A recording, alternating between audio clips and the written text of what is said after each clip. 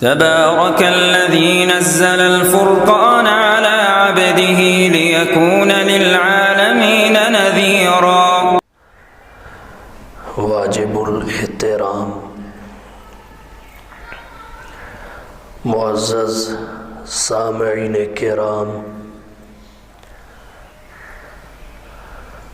قمری سال کا چھٹا مہینہ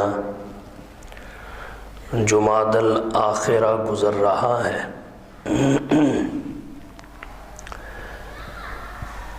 اس ماہ محترم میں خلیفہ اول، خلیفہ بلا فصل،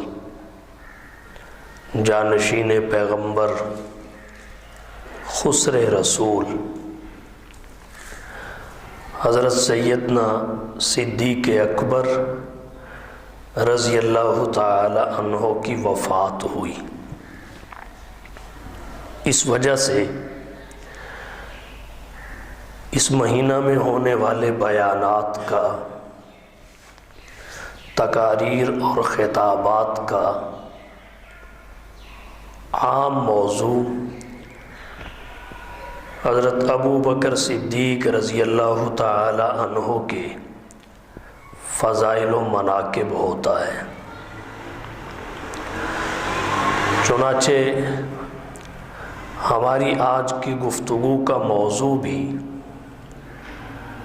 حضرت ابو بکر صدیق رضی اللہ تعالی عنہ ہیں، مگر روایتی انداز سے قدرے ہٹ کر، تاکہ ذہنوں میں جو الجھنیں پیدا کر دی گئی ہیں اور جو انتشار بٹھا دیا گیا ہے اس سے نجات حاصل ہو سکے۔ اہل سنت والجماعت کے عقیدہ کے مطابق حضرت ابو بکر صدیق رضی اللہ تعالی عنہ انبیاء کے بعد افضل شخصیت ہیں۔ صحابی ہونے کی وجہ سے رب کا انتخاب تو ہے ہی، اور رب کا انتخاب ہونے کی وجہ سے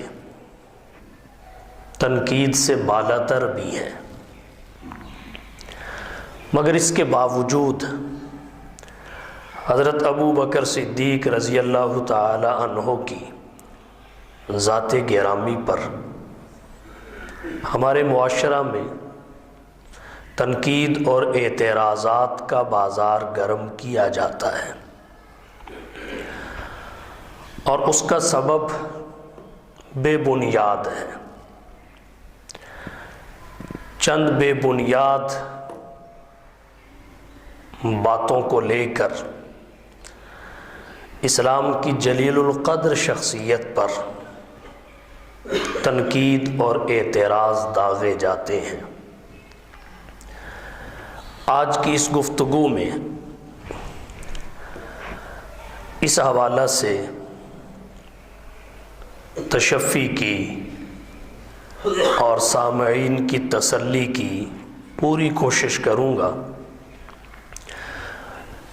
ایک اعتراض حضرت ابو بکر صدیق رضی اللہ تعالی عنہ کی ذات گرامی پر اور ساتھ خلیفہ دوم حضرت عمر بن خطاب رضی اللہ تعالی عنہ پر یہ کیا جاتا ہے کہ جب رسول اللہ صلی اللہ علیہ وسلم انتقال فرما گئے، ابو بکر و عمر آپ کی تجہیز و تکفین کے انتظام کے بجائے خلافت کے چکر میں پڑ گئے اور سقیفہ بنی سعدہ میں خلافت کی بحث چھیڑ لی۔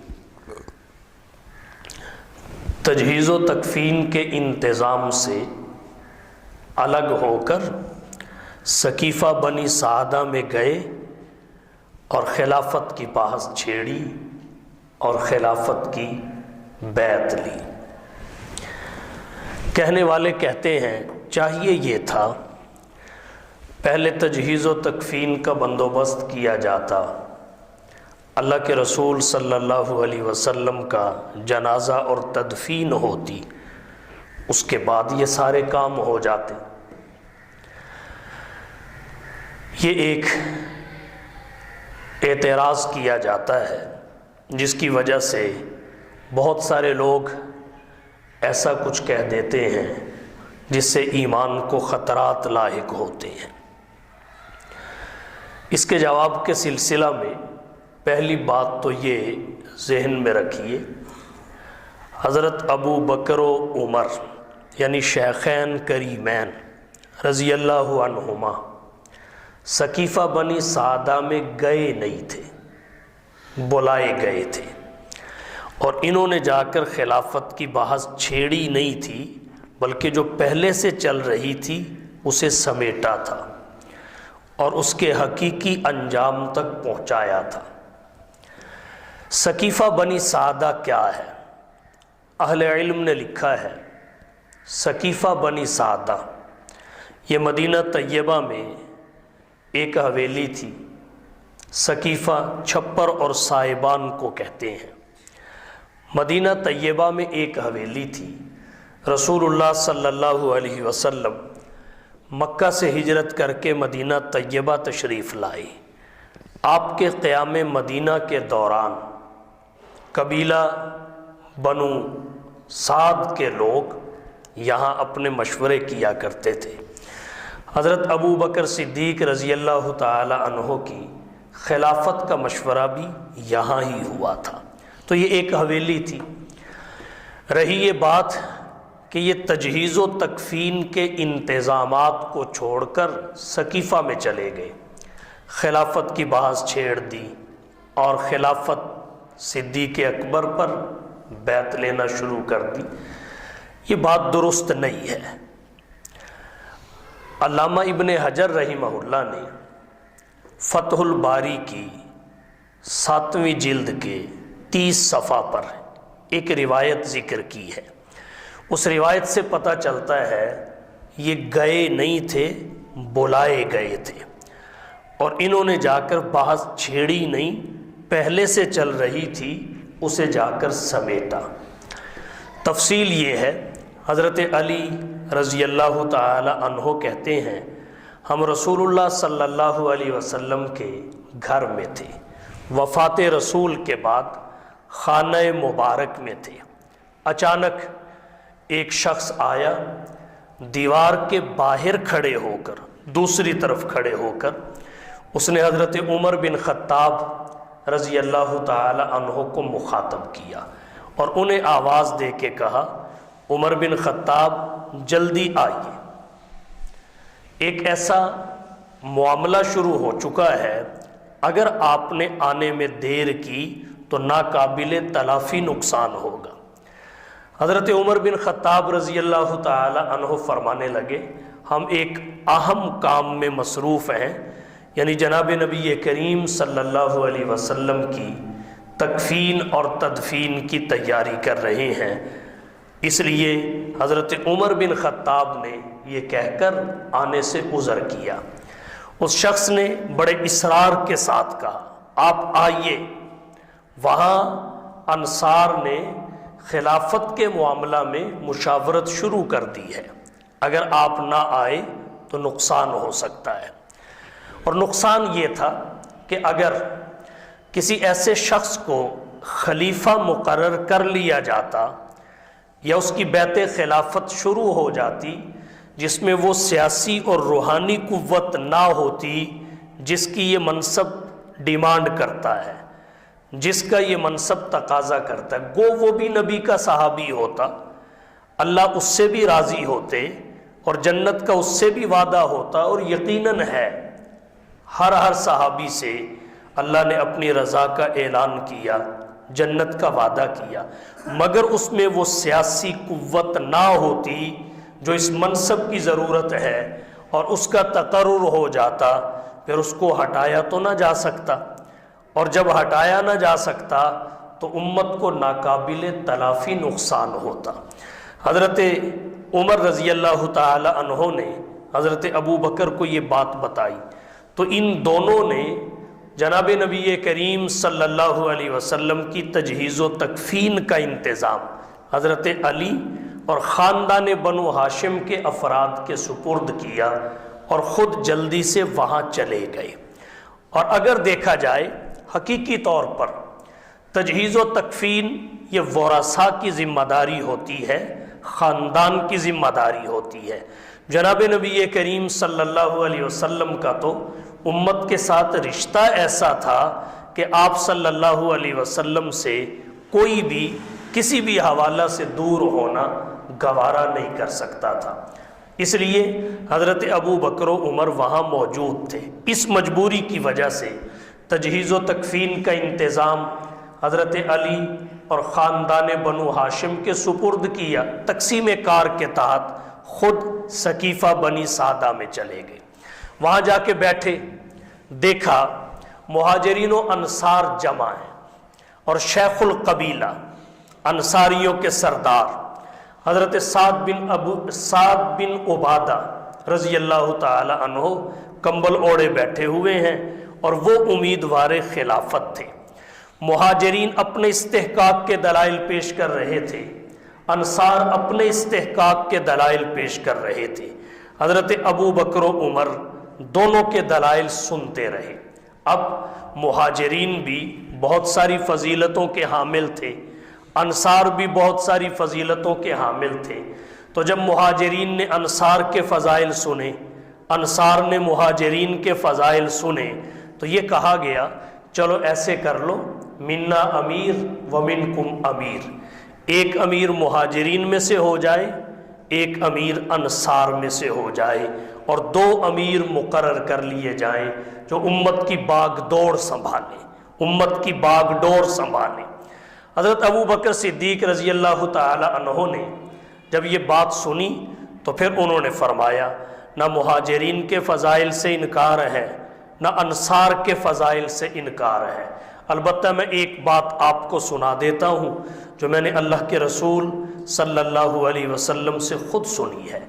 حضرت ابو بکر صدیق رضی اللہ تعالی عنہ نے ایک حدیث سنائی جو مسند احمد میں آتی ہے۔ حضرت ابو بکر رضی اللہ تعالی عنہ نے فرمایا رسول اللہ صلی اللہ علیہ وسلم سے میں نے سنا الائمۃ من قریش، امام قریش سے ہوں گے، قریشی ہوں گے، اور اے انصار تم قریشی نہیں ہو، تم قریشی نہیں ہو۔ اتنی بات جیسے ہی حضرت ابو بکر نے صحابہ کے سامنے کی تو انصار خلافت سے دستبردار ہو گئی۔ حضرت سعد بن عبادہ جو امیدوار خلافت تھے وہ بھی خلافت سے دستبردار ہو گئے، اور یہ صحابہ کرام ہی کی شان ہے کہ اپنے پیغمبر کا ایک فرمان پیغمبر کے دنیا سے چلے جانے کے بعد جب ان کے کانوں میں پڑا تو انہوں نے ہر چیز چھوڑ کر اس کی بجا آوری کو اپنے لیے سعادت سمجھا۔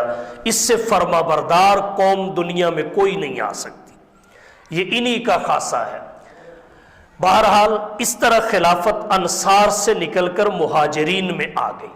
جب مہاجرین میں آئی تو اب مہاجرین میں سے کس کے ہاتھ پر بیعت خلافت کی جائے؟ یاد رکھیے خلافت فرع ہے، افضلیت اصل ہے۔ اصول یہ ہے خلیفہ اقرب نہیں بنتا، افضل بنتا ہے، جو افضل الامت ہو۔ جناب نبی کریم صلی اللہ علیہ وسلم کے بعد افضل الامت، انبیاء کے بعد پوری انسانیت میں افضل حضرت ابو بکر صدیق ہیں۔ یہ بات قرآن کریم سے بھی ثابت ہے، اللہ کے نبی کی احادیث سے بھی ثابت ہے، صحابہ کرام کے آثار اور اقوال سے بھی ثابت ہے، امت کا اس بات پر اجماع ہے۔ چنانچہ حضرت عمر رضی اللہ تعالی عنہ نے حضرت ابو بکر صدیق کے ہاتھ پہ ہاتھ رکھ کے بیعت کر لی، کیونکہ اس قضیے کو انجام تک پہنچانا تھا، بات وہاں چل رہی تھی اور اس کو نقطہ کمال تک بھی وہیں پہنچایا جانا تھا۔ حضرت عمر بن خطاب رضی اللہ تعالی عنہ نے حضرت ابو بکر کے ہاتھ پر بیعت کر لی۔ جب انہوں نے بیعت کی تو جتنے افراد وہاں موجود تھے مہاجر اور انصار وہ سب کے سب ٹوٹ پڑے اور بیعت کر لی۔ اگلے دن پھر بیعت ہوئی۔ اس طرح حضرت ابو بکر کے ہاتھ پر تمام صحابہ کرام اور اہل بیت عظام نے بیعت کر لی۔ صحابہ کے اتفاق اور اجماع سے حضرت ابو بکر صدیق رضی اللہ تعالی عنہ خلیفہ قرار پائے۔ اس کے بعد حضرت علی رضی اللہ تعالیٰ عنہ، حضرت عباس، ان کی اولادیں وہ بھی حضرت ابو بکر کے ہاتھ پر بیعت کرنے سے پیچھے نہیں رہے۔ جہاں باقیوں نے بیعت کی انہوں نے بھی بیعت کی۔ تو یہ وہ وجہ تھی جس کی بنا پر حضرت ابو بکر و عمر تقسیم کار کے تحت حضور کی تجہیز و تکفین کا انتظام حضرت علی رضی اللہ تعالی عنہ اور خاندان بنو ہاشم کے دیگر افراد کے سپرد کر کے سقیفہ بنی سعدہ میں گئے۔ تو یہ جو کہا جاتا ہے حضور کی تجہیز و تکفین کو چھوڑ کر خلافت کی بحث چھیڑ دی، خلافت کے چکر میں پڑ گئے، میں نے تفصیل سے عرض کیا اس کا حقیقت سے تعلق نہیں۔ یہ سقیفہ بنی سعدہ میں گئے نہیں تھے، بلائے گئے تھے، اور جا کر انہوں نے بحث کو چھیڑا نہیں تھا بلکہ جو پہلے سے چھڑی ہوئی تھی اسے سمیٹا تھا۔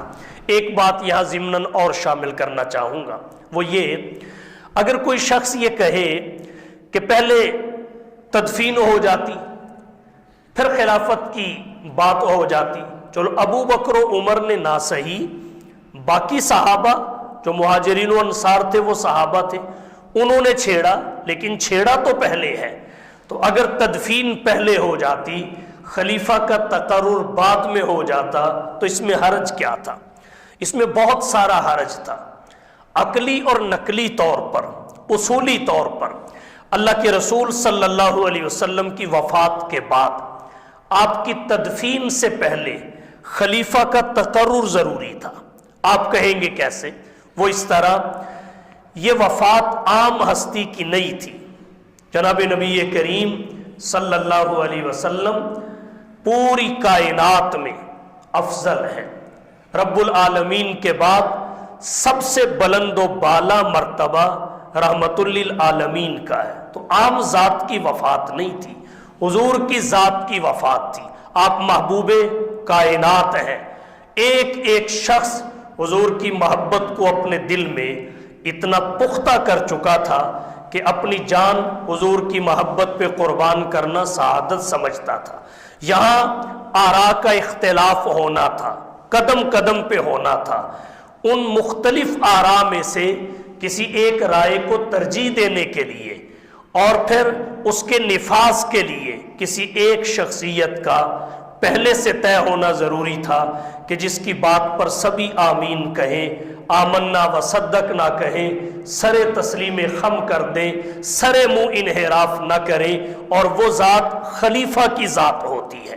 اور ایسا ہوا، جناب نبی کریم صلی اللہ علیہ وسلم کا جب انتقال ہوا تو آپ کے انتقال کے بعد سب سے پہلے اس پر بات ہوئی کہ آپ صلی اللہ علیہ وسلم کی قبر مبارک کہاں بنائی جائے، آپ کا مدفن کہاں ہو۔ مختلف آراء سامنے آئی۔ ایک رائے یہ تھی کہ آپ کا مدفن مکہ مکرمہ میں ہو کیونکہ وہ آپ کی جائے ولادت ہے۔ دوسری رائے یہ تھی شام میں ہو کیونکہ وہاں آپ کے جد امجد حضرت ابراہیم خلیل اللہ علیہ السلام مدفون ہیں۔ تیسری رائے یہ تھی کہ مدینہ طیبہ میں ہو کیونکہ آپ صلی اللہ علیہ وسلم مکہ سے ہجرت کر کے مدینہ تشریف لائے، اور پھر مدینہ سے مکہ فتح کرنے کے لیے مکہ گئے بھی، وہاں عارضی قیام کیا، واپس پھر مدینہ تشریف لے آئے۔ جب آپ صلی اللہ علیہ وسلم ہجرت کے بعد مکہ جا کر بھی مدینہ آ گئے تو آپ کا مدفن مدینہ طیبہ میں ہونا چاہیے۔ یہ مختلف آراء تھی، اب کس رائے پر عمل کیا جائے؟ یقیناً ہر آدمی نے اپنی رائے کو ترجیح دینے کی کوشش کرنا تھی، تو یہاں ایک شخصیت کا ہونا ضروری تھا جو کسی ایک رائے پر نشان لگا دے اور اسی پر سب آمنا و صدق نہ کہیں۔ یہ وہ بات ہے جو خلیفہ کے تقرر کو मुकद्दम होने की ज़रूरत पे ज़ोर देती है। फिर हज़रत अबू बकर सिद्दीक रज़ी अल्लाह ताला अन्हु चूँकि तदफीन रसूल से पहले खलीफा मुकर्रर हो चुके थे, उन्होंने इस राय को फाइनल किया कि मदीना तैयबा में आपका मदफन बनेगा। फिर मदीना तैयबा में जब मदफन तय हो गया तो फिर मदीना तैयबा में कहाँ आपकी कब्र मुबारक हो, इस पे इख्तिलाफ राय हुआ। कुछ सहाबाई किराम ने कहा आपको जन्नतुल बकी में दफन किया जाए, और कुछ सहाबाई किराम ने कहा हुजरे आयशा में आपकी कब्र मुबारक बनाई जाए। यहाँ फिर राय का इख्तिलाफ हो गया। अगर खलीफा ना होता तो ये राय का इख्तिलाफ क्यों कर ख़त्म हो सकता था। हज़रत अबू बकर सिद्दीक रज़ी अल्लाह ताला अन्हु चूँकि पहले खलीफा मुकर्रर हो चुके थे इस सारे मामले से, और उम्मत की बागडोर उनके हाथ में आ चुकी थी। यहाँ उन्होंने फिर एक हदीस सुनाई कि मैंने अल्लाह के रसूल सल्लल्लाहु अलैहि वसल्लम से सुना है कि नबी जहाँ वफ़ात पाता है वहीं पे उसकी तदफीन होती है। हुजूर सरवर आलम सल्लल्लाहु अलैहि वसल्लम की वफ़ात चूँकि हज़रत आयशा के हुजरा में हुई थी, तो अल्लाह के नबी की तदफीन भी हज़रत अबू बकर सिद्दीक रज़ी अल्लाह ताला अन्हु की इस तसरीह के बाद हुजरा आयशा में हुई। अल्लाह ने आपके लिए उसी को जन्नत ही नहीं बल्कि जन्नत की भी जन्नत बना दिया। तो खलीफा का तकर्रुर पहले ज़रूरी था, और बहुत सारी वजूहात हैं, तो ये बात हकीकत से ताल्लुक़ नहीं रखती कि पहले तदफीन हो जाती बाद में खलीफा का तकर्रुर होता। उसूली तौर पर खलीफा का तकर्रुर पहले ज़रूरी था, उसकी वजह से बतरीके अहसन सरवर आलम सल्लल्लाहु अलैहि वसल्लम की तदफीन होना थी। एक बात आम तौर पर फिर और कही जाती है जी, इस बहस में पढ़कर रसूलुल्लाह सल्लल्लाहु अलैहि वसल्लम के जनाजा में ताखीर कर दी गई, और जनाज़तुर रसूल में 3 दिन की ताखीर हुई। गोया इस 3 दिन की ताखीर को जो जनाज़तुर रसूल में हुई वो हज़रत अबू बकर व उमर के खाते में डालकर उनका नक्स, उनका जुर्म और उनका ऐब करार दिया गया। इस बात का भी हकीकत से कोई ताल्लुक नहीं है। जनाज़तुर रसूल में जो 3 दिन की ताखीर हुई, इसका सबब खिलाफत के मामलात में मसरूफ होना नहीं था, इसके दीगर असबाब थे। अगर उन दीगर असबाब पे नजर दौड़ाई जाए तो इंसान के जहन से सारी उलझने निकल जाती हैं।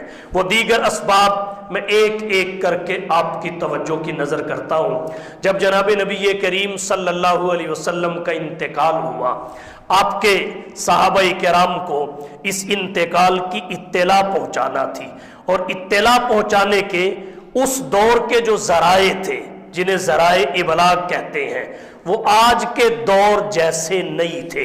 हमारे आज के दौर में टेलीफोन भी है, मोबाइल फ़ोन भी है, व्हाट्सएप भी है, ट्विटर भी है, सोशल मीडिया है, न जाने क्या क्या सहूलतें हैं। अब उस दौर को तसव्वुर में लाइए, क्या इन इबलाग के ज़राए में से कोई एक भी उस दौर में था?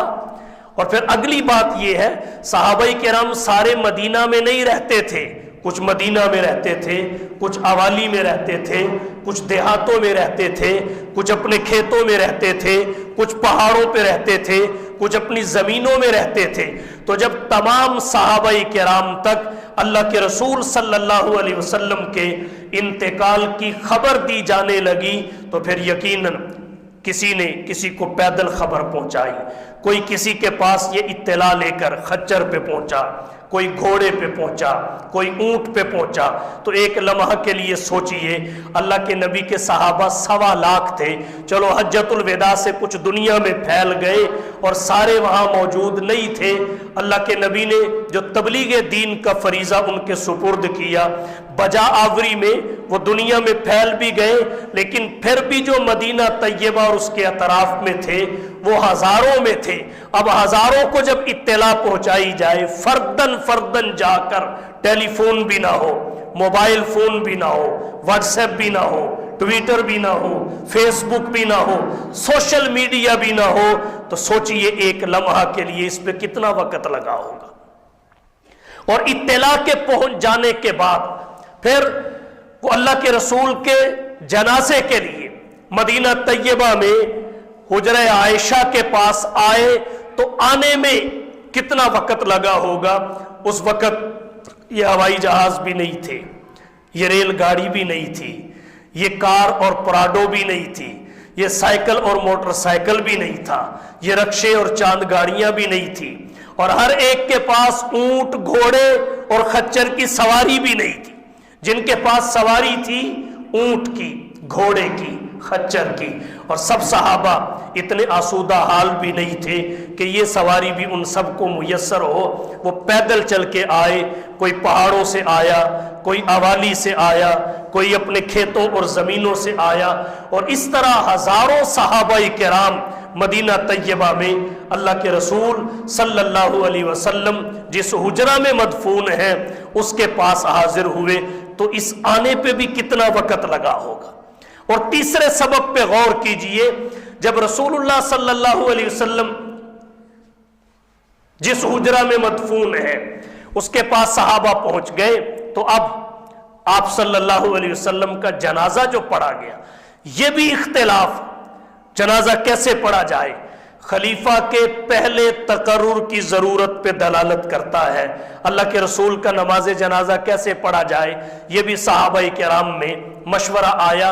तो इसी तरीके से पढ़ा जाए जिस तरीके से आम अमवात की नमाज जनाजा पढ़ी जाती है, या किस तरह पढ़ा जाए। आरा मुख्तलिफ हुई। हजरत अबू बकर सिद्दीक रजी अल्लाह ताला अन्हु ने फरमाया, हुजूर तो पूरी इंसानियत के इमाम हैं, और आप तो मासूम ही नहीं, खातमुल मासूमीन है।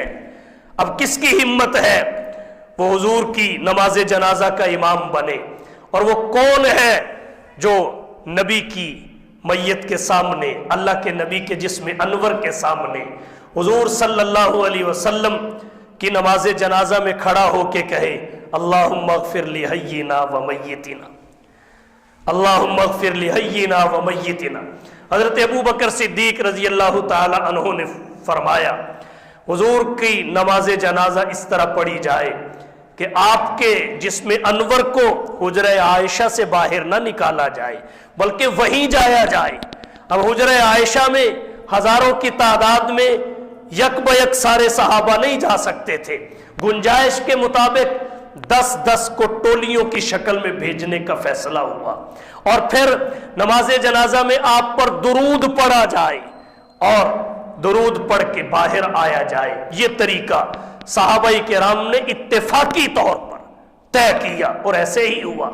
अब अगर खलीफा पहले मुकर्रर ना होता तो ये तरीका भी मुंतखब ना किया जाता। तो अकल और नकल, उसूल और ज़ाबिता खलीफा के तकर्रुर को मुकद्दम करता है तदफीन रसूल पर, ताकि तदफीन रसूल आसान तरीके से हो सके। चुनाचे तीसरा सबब जो मैं अर्ज करना चाह रहा हूं जनाज़तुर रसूल में ताखीर का, वो ये है कि हुजरे आयशा में सहाबा गए, 10-10 की टोलियों में गए, हजारों की तादाद में हो, और 10-10 की टोली अंदर जाए, और फिर अंदर जाकर जल्दी वापस आने को किसका दिल करता है। हमने तो यहाँ अपने ज़माने में देखा है, कुर्बे क़यामत का ज़माना है, फितनों की कसरत है, दीन से दूरी है। इसके बावजूद जब कोई बुजुर्ग फौत होता है, जब अकाबरीन में से कोई फौत होता है, जब कोई बड़ा आलिम फौत होता है, तो लोग उसके दीदार के लिए उसके चेहरे पे झुक जाते हैं और नजर हटाने को तैयार नहीं होते। पीछे लंबी कतार होती है, पीछे लंबी लाइन होती है, हजारों की तादाद में लोग होते हैं, बार बार माइक पे ऐलान होता है, भाई जल्दी आगे बढ़िए, पीछे और भी बहुत सारे लोग कतार में खड़े हैं। अगर आज कोई बुजुर्ग फौत हो जाए, उसका दीदार करने वाला हर शख्स, उसका जी नहीं चाहता कि वो जल्दी से हटे। हमारी हालत तो ये है कि हुजूर सल्लल्लाहु अलैहि वसल्लम को वफात पाए हुए कमो बेश 1400 साल का अरसा गुजर चुका है, लेकिन आज भी अगर किसी को रियाजुल जन्ना में बैठने का मौका मिल जाए, रियाजुल जन्ना में नवाफिल पढ़ने का मौका मिल जाए, तो वहां से निकलने को जी नहीं करता। शुरते बाजू से पकड़ के निकालते हैं, रियाजुल जन्ना से निकलने को जी नहीं करता। तो एक लम्हा के लिए सोचिए, सहाबा से बढ़कर हुजूर से मोहब्बत करने वाली जमात कौन सी है? सहाबा से बढ़कर नबी से इश्क रखने वाला तबका कौन सा है? जो नबी के फरमाने पे पहाड़ों से छलांगे लगा गया, जो हुजूर के हुक्म पे दरियाओं को उबूर कर गया, जिन्होंने अल्लाह के नबी के हुक्म पर 313 निहत्ते होते हुए हजारों मुसल्ला से टकरा गए, जो अल्लाह के नबी के हुक्म पर अपना घर बार छोड़कर मक्का से हबशा चले गए, मक्का से मदीना चले गए, अराफात से हज्जतुल विदा के मौका पे दुनिया भर में फैल गए, जिसकी जहां मौत आई वही की मट्टी में दफन हो गया। इससे बढ़कर नबी से मोहब्बत करने वाला, नबी के उशाक ऐसे दुनिया में न आए हैं न आ सकेंगे। और फिर उन्हें पता भी है अल्लाह के रसूल का आखिरी दीदार है, फिर दुनिया में मुमकिन नहीं है, फिर दुनिया में मौका मुयस्सर नहीं आएगा, फिर महशर और जन्नत में ही अल्लाह के नबी का दीदार होगा। तो मैं और आप क्या सोच सकते हैं कि कोई सहाबी आना जाना करेगा, वहां सहाबा कैसे नजरें जमाए खड़े होंगे, कैसे हुजूर के चेहरे अनवर को देखते हुए उनकी आंखें बरस रही होंगी, उनकी पलकें छलक रही होंगी, उनका सीना हंडिया की तरह उबल रहा होगा। कौन वहां आने की जल्दी करेगा? तो ये वो असबाब हैं जिनकी बिना पे ताखीर हुई। अबू बकर और उमर की वजह से ताखीर नहीं हुई। और फिर नबी का जनाजा कैसे पढ़ा गया? जी जनाजा नहीं हुआ, हुआ ऐसे हुआ, अबू बकर ने भी ऐसे ही पढ़ा, उमर ने भी ऐसे ही पढ़ा, अली और अब्बास ने भी ऐसे ही पढ़ा। या तो हजरत अली के पढ़ने का कोई और तरीका कभी सामने आया हो, फिर तो कोई कहे कि हजरत अबू बकर और उमर ने किसी और तरीके से पढ़ा, हजरत अली और अब्बास ने किसी और तरीके से पढ़ा। तो इंसाफ का तकाजा ये है कि सहाबाई किराम पे बदएतमादी ना की जाए, हकीकत को समझा जाए, हकीकत को समझा जाए। फिर अल्लाह के नबी का जिस्म अनवर, वो जिस्म अनवर है इसमें तब्दीली का कोई इम्कान है? हरगिज नहीं। हुजूर का जिस्म, अल्लाह के नबी की हदीस है, नबीयुल्लाहि हय्युन युरज़क, अल्लाह के नबी की हदीस है, इन्नल्लाह हर्रम अलल अर्ज़ अन तअकुल अजसादल अंबिया, अल्लाह ने जमीन पर हराम कर दिया है कि वो अंबिया के जिस्म को खाए। नबी का जिस्म आज भी रोज़े अनवर में उसी तरह महफूज और तरो ताज़ा है, मुअत्तर और खुशबूदार है, जिस तरह 1400 साल पहले कब्र मुबारक में रखा गया। तो ये जिस्म वो है जिसमें तब्दीली का तसव्वुर भी नहीं किया जा सकता। यहां 3 दिन की ताखीर, अगर 30 दिन की ताखीर भी होती तो उंगली उठाने की कोई गुंजाइश नहीं थी। फिर एक बात मैं आज के दौर की अर्ज कर देता हूं। कुछ अरसा पहले वफात हुई हजरत अल्लामा खादिम हुसैन साहिब रिजवी की। मीनारे पाकिस्तान पर उनकी नमाज जनाजा पढ़ी गई और उनकी नमाज जनाजा तीसरे दिन हुई। आज के तरक्की के दौर में ज़राए इबलाग का कितना मजबूत सिस्टम है, ट्रांसपोर्ट की कितनी सहूलत और कितना अच्छा इंतजाम है। खबर जंगल में आग की तरह फैली और कराची से भी 1 घंटे में लाहौर पहुंचा जा सकता है। बैरून ममालिक से पाकिस्तान में आने के लिए हवाई जहाज मौजूद हैं। तो पूरा पाकिस्तान एक बस्ती की तरह बना हुआ है, एक बस्ती की तरह। लेकिन इसके बावजूद 3 दिन की ताखीर नबी के उम्मती के जनाजे में हुई और वहां कोई तब्दीली दुनिया ने नहीं देखी जिस्म में। तो अल्लाह के नबी के जनाजे में 3 दिन की ताखीर पे शेखैन पे तनकीद अगर कोई करे तो उसे अपनी इस्लाह करनी चाहिए, इसका हकीकत से कोई ताल्लुक नहीं है। तो बहरहाल ये जुमादुल आखिरा का महीना है, इसमें खलीफा अव्वल, खलीफा बिला फसल, जानशीन पैगंबर, खुसरे रसूल हजरत अबू बकर सिद्दीक रजी अल्लाह ताला अन्हो की वफात हसरत आयात हुई। और महीनों में जिन शख्सियात की वफात हुई उनका तारुफ करवाना भी ये हमारी जिम्मेदारी है। और हजरत अबू बकर सिद्दीक तो वो हस्ती है जो हुजूर की उम्मत की भी इकाई है, खिलाफत की भी इकाई है। उम्मत की इब्तिदा भी हजरत अबू बकर सिद्दीक से होती है اور نبی کی خلافت کی ابتدا بھی حضرت ابو بکر صدیق سے ہوتی ہے۔ ہمارے اعتقادی اور ایمانی معاملات حضرت ابو بکر صدیق رضی اللہ تعالی عنہ کی ذات گرامی سے بندھے ہوئے ہیں، اس لیے ان کے بارے میں اگر کسی ذہن میں کوئی الجھن اور کوئی خلف اشار ہے تو اس کو دور کرنا بہت ضروری ہے۔ انشاءاللہ العزیز دو اعتراضات جیسے آج کے بیان میں اٹھا کر میں نے ان کا تسلی بخش جواب عرض کیا۔ آنے والے جمعہ میں مسئلہ فدق جو اہم مسئلہ ہے، جس کو لے کر حضرت ابو بکر صدیق رضی اللہ تعالی عنہ کی ذات گرامی پر کچھ لوگ تنقید کرتے ہیں، کوشش کروں گا آسان لفظوں میں، مختصر وقت میں، انتہائی شائستگی کے ساتھ اس کی حقیقت آنے والے جمعے میں آپ کے ساتھ شیئر کروں، اور یہ اہم موضوع ہے، بر وقت تشریف لائیے۔ اللہ تعالی ہم سب کو سمجھنے اور عمل کرنے کی توفیق بخشے۔ وآخر دعوانا ان الحمدللہ۔